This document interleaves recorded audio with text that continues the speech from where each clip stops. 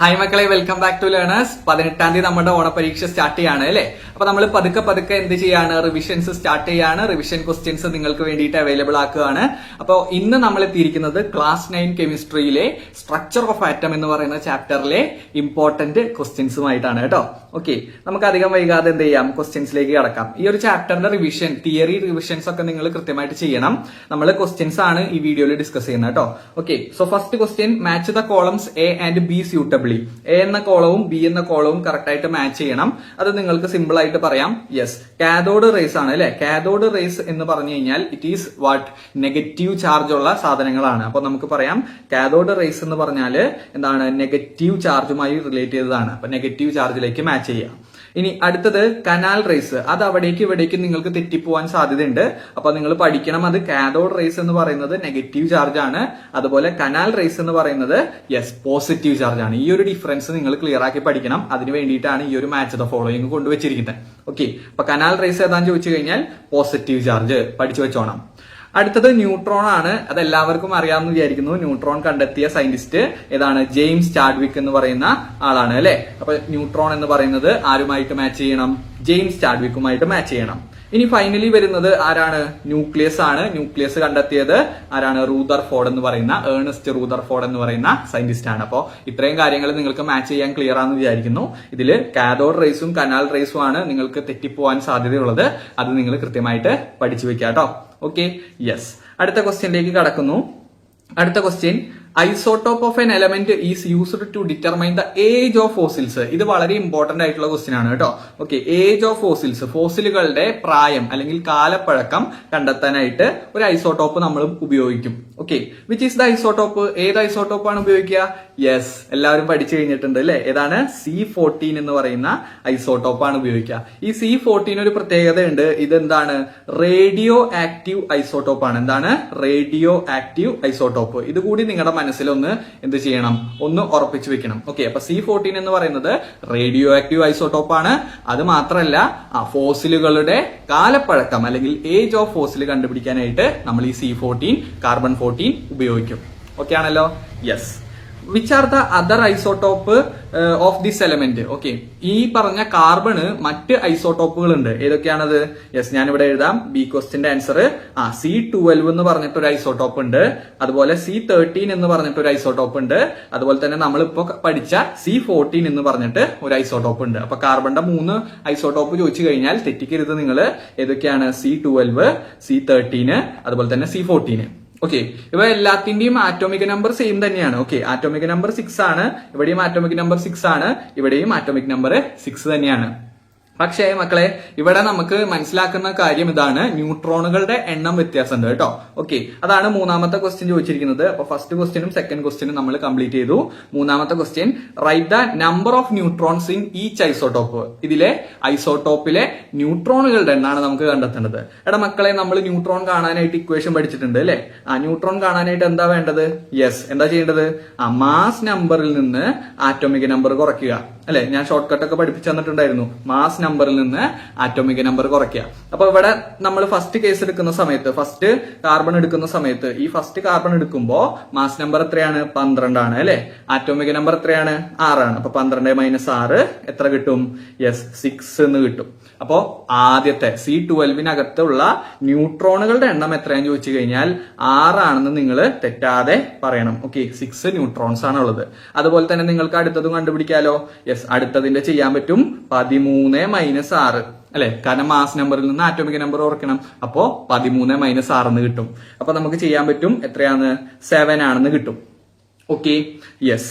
ഇനി അടുത്തതും നമുക്ക് ചെയ്യാം. എത്രയാണ്? 14 - 6 എന്ന് പറഞ്ഞു കഴിഞ്ഞാൽ 8 ആണ് കേട്ടോ. Okay, yes. അപ്പൊ നിങ്ങൾക്ക് ക്ലിയർ ആണെന്ന് വിചാരിക്കുന്നു. C12, C13, C14 ഇതാണ് 3 കാർബണിന്റെ ഐസോട്ടോപ്പുകൾ. ഈ 3 ഐസോട്ടോപ്പിലെയും ന്യൂട്രോണുകളുടെ എണ്ണം വ്യത്യാസമുണ്ട് കേട്ടോ. ന്യൂട്രോണുകളുടെ എണ്ണം വ്യത്യാസമുണ്ട്. അത് 6, 7, 8 ഇങ്ങനെയാണ് നമുക്ക് കിട്ടുന്നത്. ഓക്കെ, അപ്പൊ ഈ ക്വസ്റ്റ്യൻ നിങ്ങൾ വീഡിയോ പോസ് ചെയ്തിട്ട് എഴുതിയെടുക്കാനും ഇതിന്റെ സൊല്യൂഷൻ നിങ്ങൾ പഠിച്ചു വെക്കാനും ഒരിക്കലും മറക്കരുത്. ഓക്കെ, പരീക്ഷയ്ക്ക് ചോദിക്കാൻ സാധ്യതയുണ്ട്. ഓക്കെ, യെസ്, അത് ക്ലിയർ ആണെന്ന് വിചാരിക്കുന്നു. അങ്ങനെയാണെങ്കിൽ നമുക്ക് അടുത്ത ക്വസ്റ്റ്യനിലേക്ക് കടക്കാം. ഓക്കെ, അടുത്ത ക്വസ്റ്റ്യൻ മക്കളെ തിയറി ആണ്, നിങ്ങൾ ബൈ ഹാർട്ട് പഠിച്ചു വെക്കുന്നതാണ്. റൈറ്റ് ഇനി 3 concepts of bore atom model. ഇത് വളരെ വളരെ വളരെ ഇമ്പോർട്ടന്റ് ആയിട്ടുള്ള ക്വസ്റ്റ്യൻ ആണ്. അതായത് ബോർ ആറ്റം മോഡലിന്റെ കൺസെപ്റ്റുകൾ നിങ്ങളുടെ ടെക്സ്റ്റ് ബുക്കിൽ ഒരു പിങ്ക് ബോക്സിൽ കൊടുത്തിട്ടുണ്ട്. അത് നിങ്ങൾ കൃത്യമായിട്ട് പഠിച്ചു വെക്കുക. അതിൽ ഇത്രേ പറയുന്നുള്ളൂ. എന്തൊക്കെയാണ് അതിൽ പറയുന്നത്? Electron revolve around the nucleus in an atom in A fixed orbit. Okay, electron എവിടെയാണ് കറങ്ങുന്നത്, റിവോൾവ് ചെയ്യുന്നത്? ഒരു ഓർബിറ്റിലാണ് കറങ്ങുന്നത്, അല്ലെ, ഓർബിറ്റിലാണ് റിവോൾവ് ചെയ്യുന്നത് എന്നാണ് പറയുന്നത്. ഓക്കെ, രണ്ടാമത്തെ പോയിന്റിൽ ഈ ഓർബിറ്റിനെല്ലാം എന്തുണ്ട്? ഒരു ഡെഫിനിറ്റ് എനർജി ഉണ്ട്, അല്ലെ, എന്തുണ്ട്? ഒരു ഡെഫിനിറ്റ്, ഒരു നിശ്ചിതമായിട്ടുള്ള ഊർജ്ജം ഉണ്ട്. ഓക്കെ, ഡെഫിനിറ്റ് എനർജി ഉണ്ട്. അതുപോലെ ഇതിനെ നമ്മൾ എനർജി ലെവലുകൾ എന്നാണ് പറയാ. ഓക്കെ, ഈ പറഞ്ഞ ഓർബിറ്റുകൾക്കെല്ലാം എനർജി ഉണ്ട്. അതുപോലെ തന്നെ ഈ എനർജി ഉള്ളതിനെ നമ്മൾ എനർജി ലെവലുകൾ എന്ന് പറയും. Okay, yes. മൂന്നാമത്തെ പോയിന്റിൽ നമ്മൾ പറയുന്നു ഈ എനർജി ലെവലുകൾ ഉണ്ട്, അതുപോലെ തന്നെ ഈ എനർജി മാറില്ല എന്ന് പറയുന്നു. Okay, energy does not change എന്നാണ് പറയുന്നത്. എനർജി ഡസ് നോട്ട് ചേഞ്ച്, അതുകൊണ്ട് നമ്മൾ അതിനെ സ്റ്റേഷനറി എനർജി ലെവൽ. എന്താണ് സ്റ്റേഷനറി എന്ന് പറഞ്ഞു കഴിഞ്ഞാല്? മാറ്റമില്ലാതെ സ്ഥിരമായിട്ട് നിൽക്കുന്ന, അത്രേ അർത്ഥമുള്ളൂ കേട്ടോ. അപ്പൊ സ്റ്റേഷനറി എനർജി ലെവലാണ്. അതുപോലെ തന്നെ ഈ എനർജി ലെവലിൽ യാതൊരുവിധ മാറ്റങ്ങളും ഉണ്ടാവില്ല. അത് നിങ്ങൾ മനസ്സിലാക്കി വെക്കുക. ഓക്കെ, അതുപോലെ തന്നെ എന്താടാ? The energy of the orbit increases as the distance from the nucleus increases. നമ്മൾ ബോർ മാതൃക ഒക്കെ വരച്ചതാണ്, അല്ലെ, ബോർ ആറ്റം മോഡല്. അതിൽ ന്യൂക്ലിയസ് ഉണ്ടായിരുന്നു, അതുപോലെ പല ഓർബിറ്റുകൾ ഉണ്ടായിരുന്നു, ശരിയല്ലേ? അപ്പോ ഈ ഏറ്റവും അറ്റത്തുള്ള ഓർബിറ്റിന് എന്താണ്? യെസ്, ദൂരം കൂടുതലാണ്, അല്ലെ. അപ്പോ ഇവിടെ നിങ്ങൾ മനസ്സിലാക്കുക, ദൂരം കൂടുമ്പോ എനർജിയും എന്ത് ചെയ്യും? കൂടും. Okay, the energy of the orbit increases as the distance from the nucleus increases. ന്യൂക്ലിയസിൽ നിന്ന് ദൂരം കൂടുമ്പോ, ഓർബിറ്റിന്റെ ദൂരം കൂടുമ്പോ എന്ത് കൂടും? എനർജി കൂടും എന്നുള്ളത് മനസ്സിലാക്കി വെക്കുക. ഓക്കെ, അപ്പൊ ഞാൻ ചോദിക്കട്ടെ, ഇവിടെ ഒരു ന്യൂക്ലിയസ് വരച്ചു. ഓക്കെ, ഇത് ഫസ്റ്റ് ഓർബിറ്റ്, ഇത് സെക്കൻഡ് ഓർബിറ്റ്, ഇത് തേർഡ് ഓർബിറ്റ്. ഏതിനായിരിക്കും എനർജി കൂടുതൽ? യെസ്, ഞാൻ ഏറ്റവും ലാസ്റ്റ് വരച്ച തേർഡ് ഓർബിറ്റിനായിരിക്കും എനർജി കൂടുതൽ. കാരണം അവിടെ ദൂരം കൂടിയതുകൊണ്ട് നമുക്ക് പറയാം അവിടെ എനർജി കൂടി എന്ന് പറയാൻ പറ്റും. ഓക്കെ ആണല്ലോ? യെസ്. അടുത്തത് നമുക്ക് പറയാം, energies emitted when the electrons shift from the orbit of higher energy to lower energy. അതായത് മക്കളെ, ഹയർ എനർജി ഉള്ള സാധനത്തിൽ നിന്ന് ലോവർ എനർജിയിലേക്ക് എത്തണമെന്നുണ്ടെങ്കിൽ സ്വാഭാവികമായിട്ടും എന്ത് ചെയ്യണം? എനർജീനെ എമിറ്റ് ചെയ്യണം, അല്ലെ, എനർജീനെ കൊടുക്കണം. എടാ, മനസ്സിലാവാത്തവരുണ്ടാവും, ശ്രദ്ധിക്കുക. അതായത് ഒരു ഓർബിറ്റില് 500 എനർജി ഉണ്ടായിരുന്നു എന്ന് വിചാരിക്കാം. അവന് ലോവർ എനർജി ആയിട്ടുള്ള 200ലേക്ക് എത്തണം. ഓക്കെ, 200 എനർജിയിലേക്ക് എത്തണം. അപ്പൊ അവൻ എന്താ ചെയ്യുക? എനർജീനെ നഷ്ടപ്പെടുത്തുകയാണ് ചെയ്യുക, അല്ലെ, എനർജീനെ കൊടുക്കുകയാണ് ചെയ്യുക, എമിറ്റ് ആണ് ചെയ്യുക. അപ്പൊ മനസ്സിലാക്കുക, 500 എനർജി ഉണ്ടായിരുന്ന സാധനത്തിന് 200 എനർജിയിലേക്ക് എത്തണം എന്നുണ്ടെങ്കിൽ എനർജി എന്ത് ചെയ്യണം? എമിറ്റ് ചെയ്യണം, എനർജി നഷ്ടപ്പെടുത്തണം. അതാണ് ഇവിടെ പറയുന്നത്, energies emitted when electron shift from orbit of higher energy to lower energy. Higher എനർജിയിൽ നിന്ന് ലോവർ എനർജിയിലേക്ക് ഇലക്ട്രോൺ എത്തണം എന്നുണ്ടെങ്കിൽ എനർജി എന്ത് ചെയ്യണം? നഷ്ടപ്പെടുത്തണം, അല്ലെങ്കിൽ എമിറ്റ് ചെയ്യണം എന്നുള്ളത് മനസ്സിലാക്കി വെക്കുക. ഇതേപോലെ തന്നെ നേരെ ഓപ്പോസിറ്റ് ആണ്, energies absorbed when the electron shift from orbit of lower energy to higher energy. ലോവറിൽ നിന്ന് ഹയറിലേക്ക് എത്തണം എന്നുണ്ടെങ്കിൽ എനർജി കൂടുതലായിട്ട് കിട്ടണം, അല്ലെ, എനർജി കൂടുതലായിട്ട് അബ്സോർബ് ചെയ്യണം, ആഗിരണം ചെയ്താൽ മാത്രമേ എന്ത് ചെയ്യുള്ളൂ? യെസ്, ലോവറിൽ നിന്ന് ഹയറിലേക്ക് പോവുള്ളൂ. ഓക്കെ ആണല്ലോ? യെസ്, അത് തിയറീസ് ആണ്, ഞാൻ ഡീറ്റെയിൽ ആയിട്ട് പറഞ്ഞു തന്നിട്ടുണ്ട്. എങ്കിലും നമുക്ക് സമയക്കുറവുള്ളതുകൊണ്ട് അതിലേക്കൊന്നും കടക്കുന്നില്ല. Okay, yes. അതുപോലെ തന്നെ orbits can be represented by the given numbers 1, 2, 3, 4, 5 etcetera എന്ന് പറഞ്ഞിട്ടുണ്ട്. ഇതിൽ നിങ്ങൾ ഏതെങ്കിലും 4 പോയിന്റ് പഠിച്ചു വെക്കുന്നതായിരിക്കും നല്ലത്. കാരണം പരീക്ഷയ്ക്ക് ഒരുപക്ഷെ 4 ചോദ്യങ്ങൾ, 4 കൺസെപ്റ്റുകൾ ചോദിക്കാൻ സാധ്യതയുണ്ട് കേട്ടോ. ഓക്കെ, ഇവിടെ 3 കൺസെപ്റ്റ് ആണ് ചോദിച്ചിരിക്കുന്നത്. പക്ഷെ ഞാൻ പറയുന്നു 4 കൺസെപ്റ്റ് എങ്കിലും നിങ്ങൾ കൃത്യമായിട്ട് പഠിക്കണം. Okay, yes. അടുത്ത ക്വസ്റ്റ്യനിലേക്ക് പോവാലോ. യെസ്, അടുത്ത question, name the isotope. Very very very very important ആണ്. ഏതൊക്കെ ഐസോട്ടോപ്പ് ആണ് ഇവിടെ നൽകിയിരിക്കുന്നത്? യെസ്, നിങ്ങൾ പറഞ്ഞോളൂ. യെസ്, ഇവിടെ H11 ആണ്, അല്ലെ. H11 എന്ന് പറഞ്ഞു കഴിഞ്ഞാൽ ഏതാണ്? യെസ്, പ്രോട്ടിയം എന്ന് പറയുന്ന ഐസോട്ടോപ്പ് ആണ്, അല്ലെ, ഹൈഡ്രജന്റെ ഐസോട്ടോപ്പ്. ഇനി അതുപോലെ H21 എന്ന് പറഞ്ഞു കഴിഞ്ഞാൽ ഡ്യൂട്ടീരിയ ആണ്. അതുപോലെ H31 എന്ന് പറഞ്ഞു കഴിഞ്ഞാൽ ഏതാണ്? ട്രിഷിയാണ്. ഈ ഐസോട്ടോപ്പുകളെ കുറിച്ച് കൃത്യമായിട്ട് നിങ്ങൾ പഠിക്കണം. അതിനകത്ത് നമ്മുടെ അടുത്ത് ചോദ്യം വരാൻ സാധ്യത ന്യൂട്രോണുകളുടെ എണ്ണത്തിനനുസരിച്ചാണ്. ഓക്കെ, 0 ന്യൂട്രോൺ ആണെങ്കിൽ അതെന്തായിരിക്കും? യെസ്, പ്രോട്ടി ആയിരിക്കും. അതുപോലെ തന്നെ 1 ന്യൂട്രോൺ ആണെങ്കിൽ അത് ഡ്യൂട്ടീരിയ ആയിരിക്കും. അതുപോലെ തന്നെ 2 ന്യൂട്രോൺ ആണെങ്കിൽ അതെന്തായിരിക്കും? ട്രിഷി ആയിരിക്കും. Okay, yes. അപ്പൊ എങ്ങനെ വേണമെങ്കിലും കുറച്ചും കൂടി ഡിഫിക്കൽട്ട് ആയിട്ട് ക്വസ്റ്റ്യൻ പേപ്പർ ഇറക്കണം എന്നുണ്ടെങ്കിൽ ന്യൂട്രോണുകളുടെ അടിസ്ഥാനത്തിൽ ഈ ഐസോട്ടോപ്പുകളെ കുറിച്ച് ചോദിക്കാം. Okay, yes. അപ്പൊ അത് ക്ലിയർ ആണെന്ന് വിചാരിക്കുന്നു. ഇത് പഠിച്ചു വെച്ചോണം. ഹൈഡ്രജന്റെ ഐസോട്ടോപ്പ് വെരി വെരി വെരി ഇമ്പോർട്ടന്റ് ആണ് കേട്ടോ. യെസ്, അടുത്ത ക്വസ്റ്റ്യനിലേക്ക് കടക്കുവാണ്. അടുത്ത ക്വസ്റ്റ്യൻ ശ്രദ്ധിക്കൂ നിങ്ങൾ. യെസ്, അടുത്ത ക്വസ്റ്റ്യൻ നമുക്ക് ചെയ്യാനുള്ളതാണ്. The mass number of an element is 23. Okay, and the atomic number is 11. അപ്പൊ ഞാനൊരു എലമെന്റ് ഞാനിവിടെ വെറുതെ എടുക്കുകയാണ്. ഒരു എലമെന്റ് എക്സ് എന്ന് പറയുന്ന എലമെന്റ് ആണ്. ഈ ഒരു എക്സ് എന്ന് പറയുന്ന എലമെന്റിന്റെ മാസ് നമ്പർ എത്രയാണെന്നാണ് പറയുന്നത്. ശ്രദ്ധിക്കൂ, മാസ് നമ്പർ എത്രയാണ്? 23 അപ്പൊ മാസ് നമ്പർ നമ്മൾ മുകളിലാണ് എഴുതുക. ഓക്കെ, മുകളിൽ 23 എഴുതി. അതുപോലെ ആറ്റോമിക് നമ്പർ 11 ഓക്കെ, താഴെ നമ്മൾ 11 എഴുതി. താഴെയാണ് നമ്മൾ ആറ്റോമിക് നമ്പർ എഴുതുക. ഇതില് find the number of electron. എടാ മക്കളെ, ഞാൻ പറഞ്ഞുതരാം. ഇലക്ട്രോണുകളുടെ എണ്ണം കാണാൻ പറഞ്ഞു കഴിഞ്ഞാൽ ആറ്റോമിക നമ്പർ തന്നെയാണ് ഇലക്ട്രോണുകളുടെ എണ്ണം. ഓക്കെ, എന്താണ്? ആറ്റോമിക നമ്പർ തന്നെയാണ് ഇലക്ട്രോണുകളുടെ എണ്ണം. ഇലക്ട്രോണുകളുടെ എണ്ണം തന്നെയാണ് പ്രോട്ടോണുകളുടെ എണ്ണം. ഇത് നിങ്ങൾ കൃത്യമായിട്ട് പഠിക്കണം. തിയറി ക്ലാസ്സുകളിൽ നമ്മൾ പറഞ്ഞു തന്നതാണ്. ആറ്റോമിക നമ്പർ തന്നെയാണ് ഇലക്ട്രോണിന്റെ എണ്ണം, ഇലക്ട്രോൺ തന്നെയാണ് പ്രോട്ടോണിന്റെയും എണ്ണം. അപ്പൊ ഇതെല്ലാം സെയിം ആയിരിക്കും. ആറ്റോമിക നമ്പർ 11 ആണെങ്കിൽ ഇലക്ട്രോൺ എന്തായിരിക്കും? 11 ആയിരിക്കും. പ്രോട്ടോൺ എന്തായിരിക്കും? 11 ആയിരിക്കും. ഓക്കെ, സോ ഇവിടെ എത്ര ഇലക്ട്രോൺ എന്ന് ചോദിച്ചു കഴിഞ്ഞാൽ സിമ്പിൾ ആയിട്ട് നിങ്ങൾ പറഞ്ഞോണം. എത്രയാണടാ ആറ്റോമിക് നമ്പർ? 11 അല്ലേ? അതുകൊണ്ട് ഇലക്ട്രോൺ എന്ത് തന്നെയാണ്? 11. ഓക്കെ, സിമ്പിൾ ക്വസ്റ്റ്യൻസ് ആണ്. അടുത്ത question, find the number of neutron. പക്ഷെ ന്യൂട്രോണിന്റെ കേസ് വ്യത്യാസമുണ്ട്. ഞാൻ നിങ്ങൾക്ക് ഇക്വേഷൻ പഠിപ്പിച്ചു തന്നിട്ടുണ്ട് അല്ലെ. എന്താ നമ്മൾ ചെയ്യേണ്ടത്? ന്യൂട്രോൺ കാണാനായിട്ട് മാസിൽ നിന്ന് എന്ത് കുറയ്ക്കണം? ആറ്റോമിക നമ്പർ കുറയ്ക്കാണ് വേണ്ടത് അല്ലെ. മാസിൽ നിന്ന് ആറ്റോമിക നമ്പർ കുറയ്ക്കണം. ഇവിടെ എത്രയാണ് മാസ്? 23. എത്രയാണ് ആറ്റോമിക് നമ്പർ? 11. കുറച്ചോളൂ നിങ്ങൾ. യെസ്, സിമ്പിൾ ആയിട്ട് നമുക്ക് കുറയ്ക്കാൻ പറ്റും. 23 മൈനസ് 11. ഓക്കെ ആണല്ലോ. അപ്പൊ നമുക്ക് കിട്ടും എത്രയാണ്? 12 ന്യൂട്രോണുകൾ എന്ന് കിട്ടും. അപ്പൊ തെറ്റിക്കരുത്.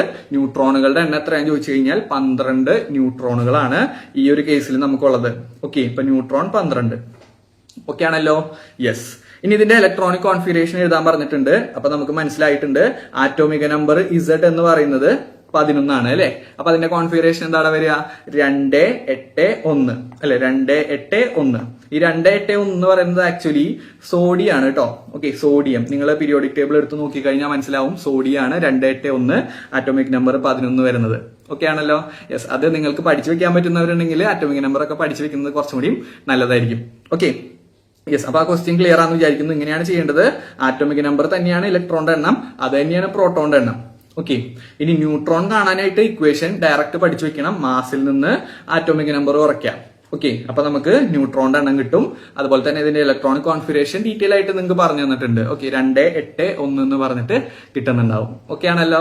യെസ്, ക്ലിയർ ആണെന്ന് വിചാരിക്കുന്നു. എല്ലാവരും പഠിച്ചു തുടങ്ങിയില്ലടാ. 18 എക്സാം ആണ്. കൃത്യമായിട്ട് നിങ്ങൾ സ്റ്റാർട്ട് ചെയ്യണം. സ്റ്റാർട്ട് ചെയ്യാത്തവരുണ്ടെങ്കിൽ കൃത്യമായിട്ട് പഠിച്ചു തുടങ്ങണം കേട്ടോ. Okay, yes. അടുത്ത ക്വസ്റ്റ്യൻ ഇതേ ടൈപ്പ് ക്വസ്റ്റ്യൻ ആണ് കേട്ടോ. ഇതേ type question.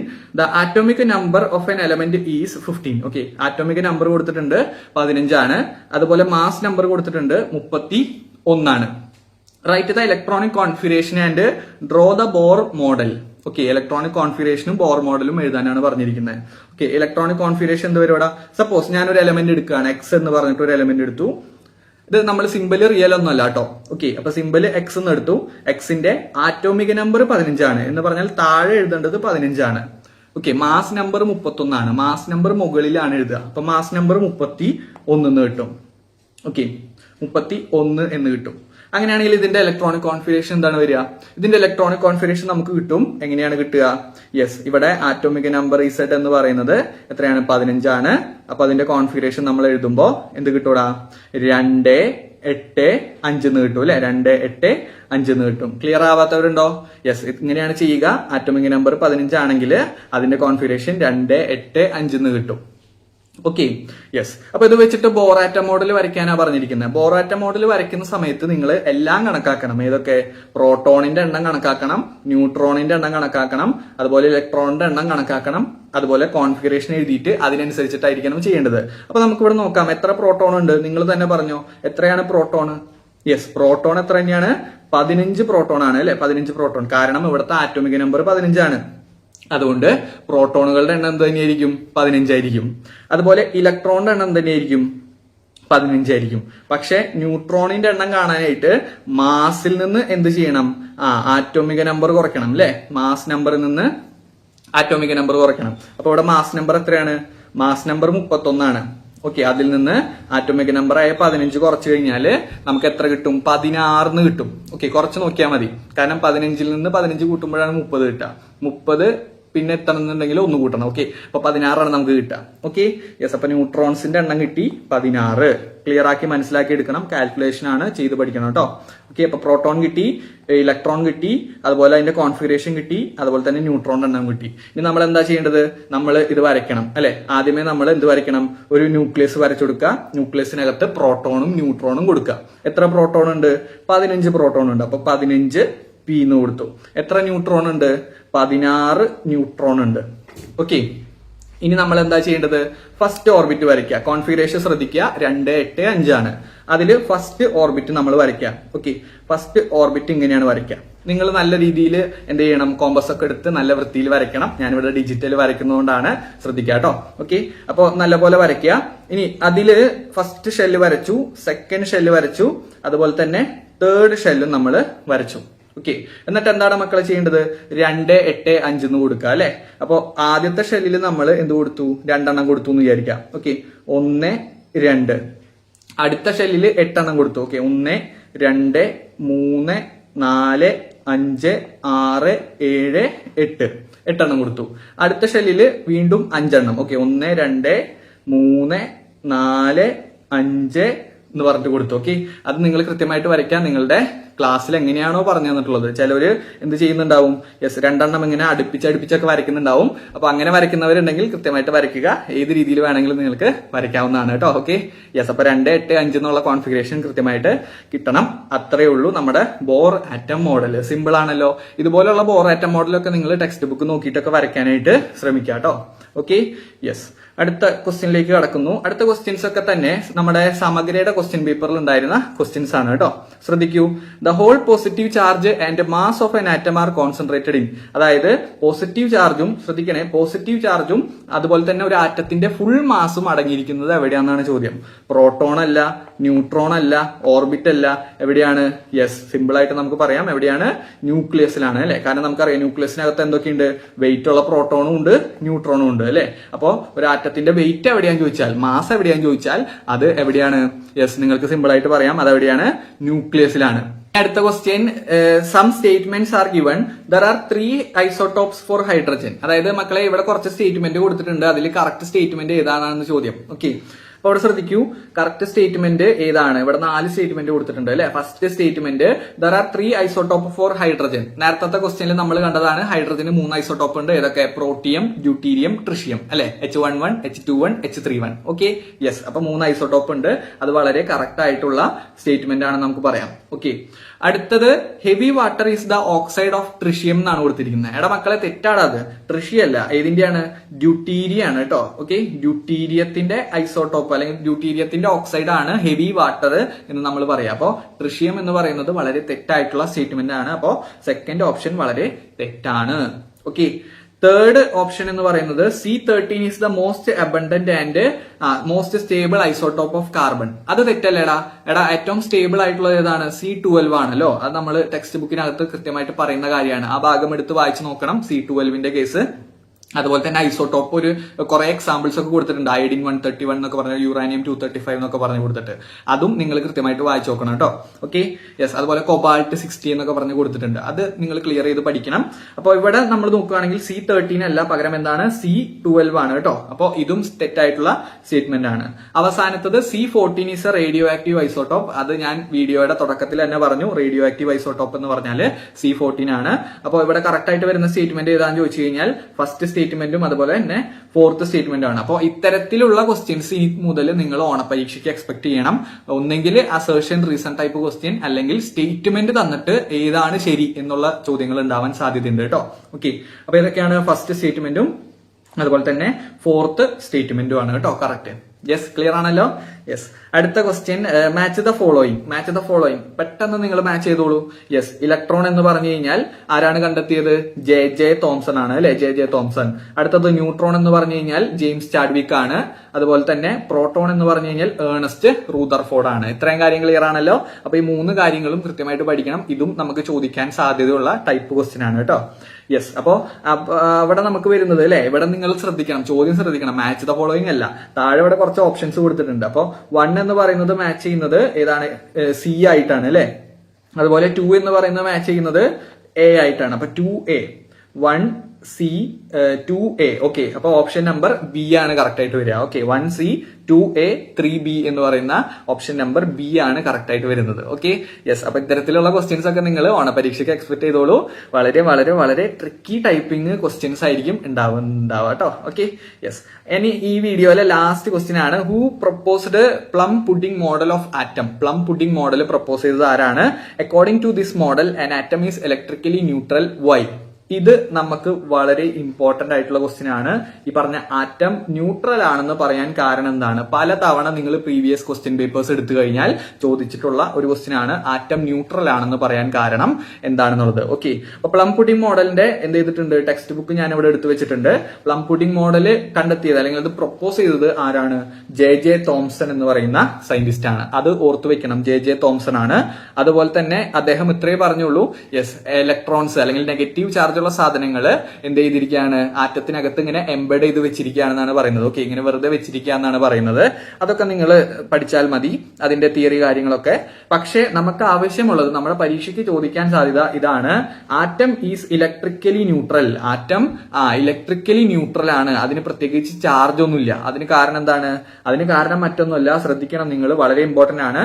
The total number of positive charge and negative charge in the sphere will be equal. അതായത് 5 പോസിറ്റീവ് ചാർജ് ഉണ്ടെങ്കിൽ, ഒരു ആറ്റത്തിനകത്ത് 5 പോസിറ്റീവ് ചാർജ് ഉണ്ടെങ്കിൽ 5 നെഗറ്റീവ് ചാർജുകൾ ഉണ്ടാവും. അപ്പൊ അവർ തമ്മിൽ എന്ത് ചെയ്തു പോകും? പരസ്പരം ക്യാൻസൽ ചെയ്ത് പോകും.